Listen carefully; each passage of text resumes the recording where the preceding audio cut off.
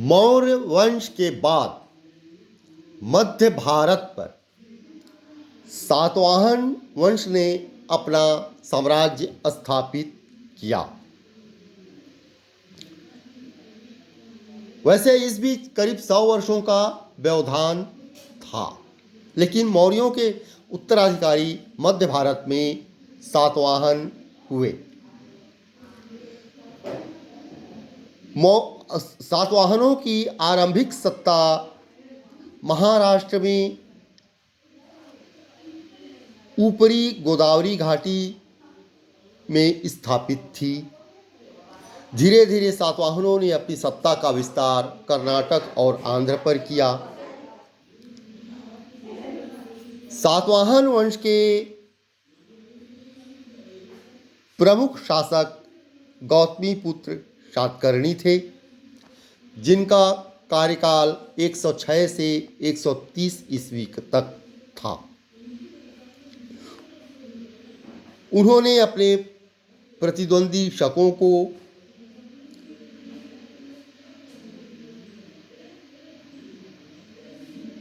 परास्त किया और महाराष्ट्र और पश्चिमी भारत के अंदर पड़ने वाले उनके राज्य क्षेत्र से बेदखल किया।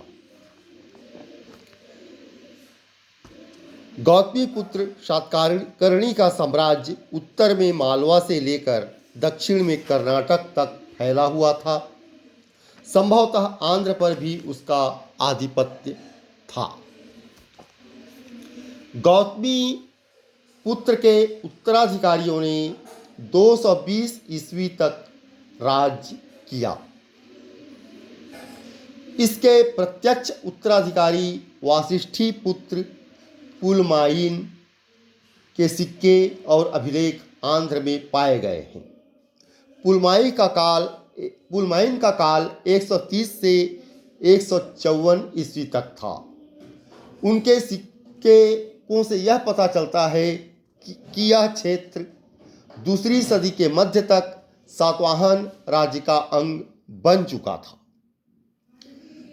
पुलमाइन ने अपनी राजधानी आंध्र प्रदेश के औरंगाबाद जिले में गोदावरी नदी के किनारे पैठान या प्रतिष्ठान में बनाई।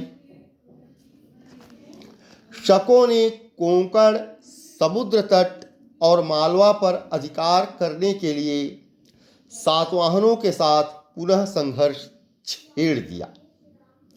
सौराष्ट्र या काठियावाड़ के शक शासक रुद्रदामन प्रथम, जिसका कार्यकाल 130 से 150 ईस्वी तक था, ने सातवाहनों को 2 बार हराया, मगर वैवाहिक संबंध के कारण उनका नाश नहीं किया। बाद के एक राजा यज्ञश्री सातकर्णी, जिनका कार्यकाल 165 से 194 ईस्वी है, ने उत्तर कोंकण और मालवा को शक शासकों से वापस ले लिया। वह व्यापार और जल यात्रा का प्रेमी था। उसके सिक्के न केवल आंध्र प्रदेश बल्कि महाराष्ट्र, मध्य प्रदेश और गुजरात में भी पाए गए हैं। इन सिक्कों पर जहाज का चित्र, जल यात्रा और समुद्री व्यापार के प्रति उसके प्रेम का द्योतक है। इस प्रकार सातवाहन वंश, यद्यपि पूरे भारतवर्ष पर उनका अधिकार नहीं था, मध्य भारत के बहुत बड़े हिस्से पर उन्होंने शासन किया, लेकिन उनका शासन एक गौरवपूर्ण साम्राज्य का शासन था।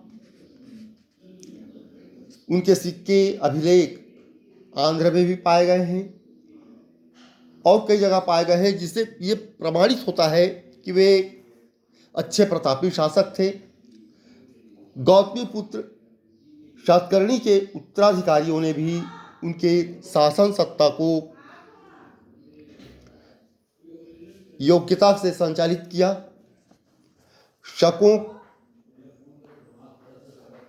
शकों से पराजित तो वे हुए, किंतु उन्होंने शकों का वीरतापूर्वक मुकाबला भी किया। इनके एक शासक यज्ञ श्री सातकर्णी को व्यापार और जल यात्रा का प्रेमी भी बताया गया है। उनके सिक्कों से यह पता चलता है कि वे व्यापार, समुद्री व्यापार और जल यात्रा के प्रति उनका प्रेम था।